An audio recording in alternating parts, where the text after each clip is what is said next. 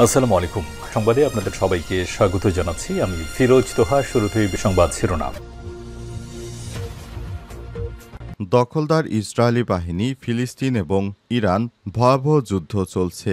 আর এই মুহূর্তে আমাদের হাতে এসছে যুদ্ধের ভয়ঙ্কর কিছু গুরুত্বপূর্ণ আপডেট সংবাদ। প্রথমেই জানাবো, গাজায় ইসরায়েলি হামলায় প্রাণ গেল ৩৩ জন নিরীহ ফিলিস্তিনির, লেবাননে ২। ফিলিস্তিনে অবরুদ্ধ গাজায় ইসরায়েলি হামলায় একদিনে আরও ৩৩ জন নিরীহ ফিলিস্তিনি নিহত হয়েছে, আহত হয়েছে আরও অনেকেই। এছাড়াও লেবাননে দখলদার বাহিনীর হামলায় প্রাণ গেল ২ সেনা সদস্য সহ অন্তত বেশ কয়েকজন গুরুতর আহতের সংবাদ পাওয়া গেছে। আজ এক প্রতিবেদনে এই তথ্য জানিয়েছে বার্তা সংস্থা রয়টার্স এবং আল জাজিরা। এরপর জানাবো, লেবাননে বিস্ফোরণে ৩ সেনা নিহত। দক্ষিণ লেবাননের সেনাবাহিনীর একটি গাড়িতে গোলাবারুদ বিস্ফোরণে ৩ জন লেবানিজ সেনা নিহত হয়েছে। আজ এই বিষয়টি নিশ্চিত করেছে দেশটির সেনাবাহিনী, খবর আনাদুলো এজেন্সির। এদিকে ২৭ ফরাসি বামপন্থী সংসদ সদস্যের ভিসা বাতিল করেছে ইসরায়েল। ইসরায়েল এবং ফিলিস্তিনি ভূখণ্ডে সফর শুরুর ২ দিন আগে ২৭ জন ফরাসি বামপন্থী সংসদ সদস্য ও স্থানীয় জনপ্রতিনিধির ভিসা বাতিল করেছে ইসরায়েল। সফরকারী দলটি এক বিবৃতিতে এই তথ্য জানিয়েছে। আজ এক প্রতিবেদনে সংবাদটি জানিয়েছে টাইমস অব ইসরায়েল। এবারে জানাবো, গাজাবাসীর প্রতি আবারও সমর্থন জানালেন অভিনেত্রী অ্যাঞ্জেলিনা জোলি। বিখ্যাত হলিউড অভিনেত্রী ও মানবাধিকার কর্মী অ্যাঞ্জেলিনা জোলি আবারও গাজার মানুষের প্রতি তার সমর্থন পুনর্ব্যক্ত করেছেন। তুরস্কের বার্তা সংস্থা আনাদুলো থেকে এ সংবাদ জানা গেছে। এবং সর্বশেষ জানাবো, একান্ত সাক্ষাৎকারে বিএনপির মহাসচিব মির্জা ফখরুল বললেন, নির্বাচন জরুরি তবে শঙ্কা নেই। বিএনপির মহাসচিব মির্জা ফখরুল ইসলাম আলমগীর একান্ত সাক্ষাৎকার দিয়েছেন দৈনিক যুগান্তরের কাছে। সেখানে তিনি বলেছেন, আমরা ডিসেম্বরের মধ্যে নির্বাচনের আশা করছি। তবে নির্বাচন যদি ডিসেম্বরে না হয় তাহলে দেশে রাজনৈতিক অস্থিরতা সহ অর্থনৈতিক নানা সমস্যা দেখা দিতে পারে, যেগুলো আমাদের পক্ষে মোকাবেলা সম্ভব নাও হতে পারে। এজন্য তিনি ডিসেম্বরে নির্বাচনের দাবি জানিয়েছেন। প্রিয় দর্শক, এতক্ষণ শুনছিলেন সংবাদ শিরোনাম, এবারে বিস্তারিত। তবে তার আগে বন্ধুরা, অনুরোধ থাকবে এই সংবাদটিতে একটি লাইক দিন। এই চ্যানেলে আপনি নতুন হয়ে থাকলে আমাদের সংবাদটি দেখতে দেখতে চ্যানেলটি সাবস্ক্রাইব করে রাখুন। কমেন্ট করে বন্ধুরা আপনার মূল্যবান মতামত জানিয়ে দিন আপনি বিশ্বের কোন দেশ থেকে বা বাংলাদেশের কোন স্থান থেকে আমাদের সংবাদটি দেখছেন এবং শুনছেন। এবারে বিস্তারিত। আর বন্ধুরা, গাজা যুদ্ধে আপনি যদি নিরীহ ফিলিস্তিনিদের ভালোবেসে থাকেন, কমেন্টে ইয়েস লিখে বিশ্ববাসীকে জানিয়ে দিন। গাজা ইসরায়েলি হামলায় প্রাণ গেল ৩৩ জন নিরীহ ফিলিস্তিনের, লেবাননে ২। ফিলিস্তিনে অবরুদ্ধ গাজা উপত্যকায় দখলদার ইসরায়েলি হামলায় একদিনে আরও ৩৩ জন নিরীহ ফিলিস্তিনি নিহত হয়েছে, আহত হয়েছে আরও অনেকেই। এছাড়াও লেবাননে দখলদার বাহিনীর হামলায় প্রাণ গেছে ২ জনের। আজ এক প্রতিবেদনে তথ্য জানিয়েছে সংবাদ মাধ্যম আল জাজিরা। প্রতিবেদনে বলা হয়েছে, ইসরায়েলি বাহিনী অবরুদ্ধ গাজায় দিনভর বিমান হামলা চালিয়ে ৩৩ জন নিরীহ ফিলিস্তিনিকে নিহত করেছে। এছাড়াও তারা একই সঙ্গে লেবাননে হামলা চালিয়ে ২ জন বেসামরিক নাগরিককে হত্যা করেছে। এর মধ্যে গাজার আল মাওয়াশিতে তথাকথিত নিরাপদ অঞ্চলেও হামলা করেছে ইসরায়েলি বাহিনী। এদিকে আজ ইসরায়েল দক্ষিণ লেবাননে একের পর এক হামলা চালাচ্ছে। এতে দুই পক্ষে ২ জন নিহত হয়েছে। পৃথক এক প্রতিবেদনে বার্তা সংস্থা আনাদুলো বলছে, গাজা উপত্যকায় ২০২৩ সালের অক্টোবর থেকে ইসরায়েলি আগ্রাসনে মোট মৃতের সংখ্যা বেড়ে ৫১,২০১ জনে পৌঁছে গেছে বলে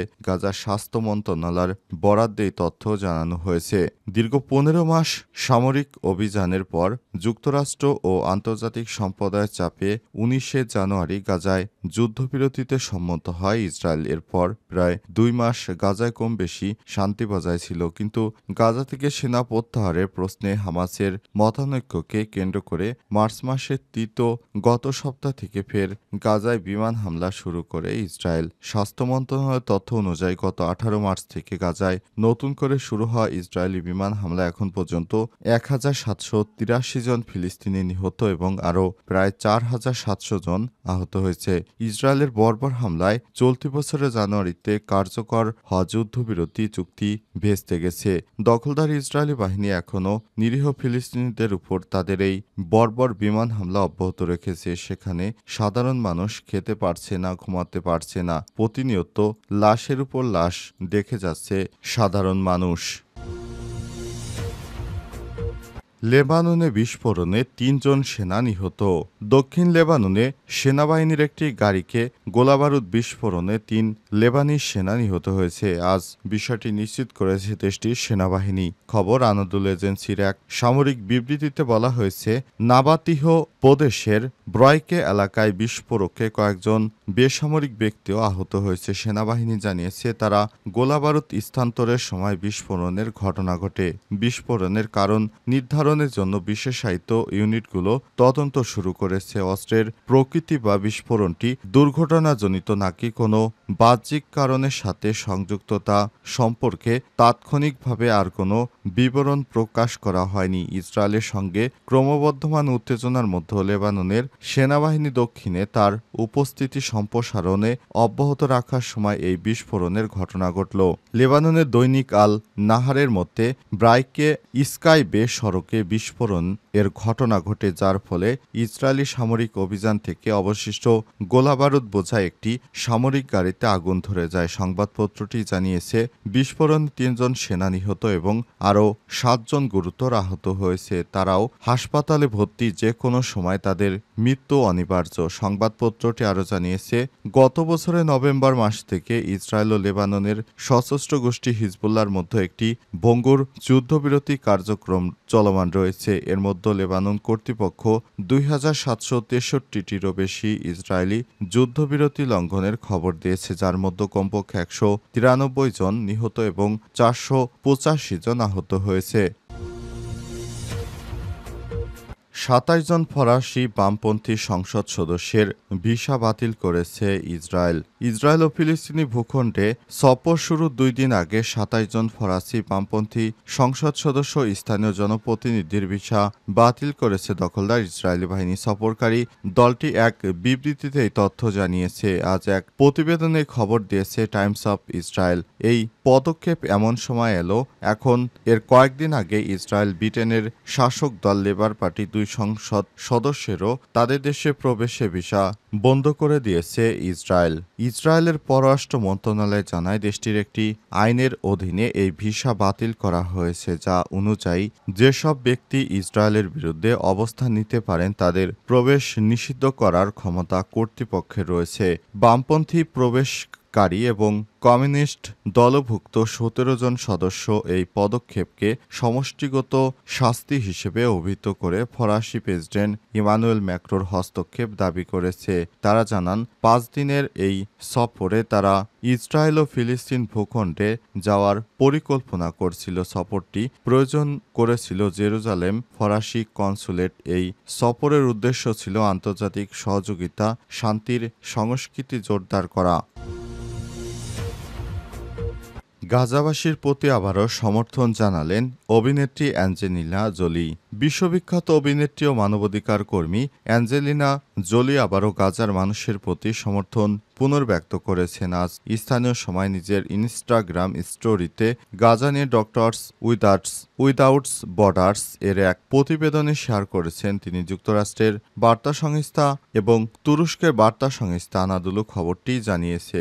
2 দশক ধরে জাতিসংঘের শরণার্থী সংস্থা UNHCR এর শুভেচ্ছা দূত বিশেষ দূতের দায়িত্ব পালন করা জোলির শেয়ার করা ওই 2 পোস্ট গাজার পরিস্থিতি বর্ণনা করা হয়েছে। ফিলিস্তিনিদের এবং তাদের সাহায্যকারীদের জন্য এক গণকবর হিসেবে রয়েছে। পোস্টে লেখা হয়েছে, ইসরায়েলি বাহিনী যখন আকাশপথ, স্থলপথ ও সমুদ্রপথে গাজায় তাদের সামরিক অভিযান আবার শুরু ও সম্প্রসারিত করছে, তখন জোরপূর্বক বাস্তুচ্যুত ও মানবাধিকার সহায়তা ইচ্ছাকৃতভাবে বাধাগ্রস্ত করার মাধ্যমে ফিলিস্তিনি জীবন ব্যবস্থা আরও পদ্ধতিগতভাবে ধ্বংস করা হয়েছে। একান্ত সাক্ষাৎকারে মির্জা ফখরুল বললেন, নির্বাচন জরুরি তবে শঙ্কা নেই। বিএনপির মহাসচিব মির্জা ফখরুল ইসলাম আলমগীর বলেছেন, দেশের স্থিতিশীলতা ফিরে আনা এবং গভর্নেন্স সুশাসন চালু করার জন্য জাতীয় সংসদ নির্বাচন জরুরি। এক্ষেত্রে সুনির্দিষ্ট রোডম্যাপ না দেওয়া অযৌক্তিক। তবে নির্বাচন নিয়ে এখন পর্যন্ত কোনো সংখ্যা দেখছেন না তিনি। চলতি অর্থবছরের ডিসেম্বরের মধ্যে নির্বাচন না হলে দেশের রাজনৈতিক, অর্থনৈতিক ও সামাজিক পরিস্থিতি আরও খারাপের দিকে যাবে, যা নিয়ন্ত্রণ করা কঠিন হয়ে পড়বে। সম্প্রতির সময়ে অনেকগুলো জনগুরুত্বপূর্ণ বিষয় রোববার দুপুরে তিনি যুগান্তরকে এক সাক্ষাৎকার দেন। এর ঘণ্টাব্যাপী সাক্ষাৎকারে তিনি বিভিন্ন প্রশ্নের সোজাসাপটা উত্তরও দেন। গুলশানে বিএনপির চেয়ারপারসনের রাজনৈতিক কার্যালয়ে দেয়া এক সাক্ষাৎকারে দেশের চলমান পরিস্থিতি, জাতীয় নির্বাচন, রাষ্ট্রীয় সংস্কার, জামাত প্রসঙ্গ, সরকারের প্রসঙ্গ, ফ্যাসিবাদ বিরোধী রাজনৈতিক দলগুলোর সঙ্গে ঐক্যের লক্ষ্য নির্ধারিত বিভিন্ন চ্যালেঞ্জ ও বিচার প্রক্রিয়া সহ নানা বিষয় নিয়ে খোলামেলা কথা বলেছেন বিএনপির মহাসচিব মির্জা ফখরুল ইসলাম। সাক্ষাৎকার নিয়েছেন সিনিয়র রিপোর্টার তরিকুল ইসলাম।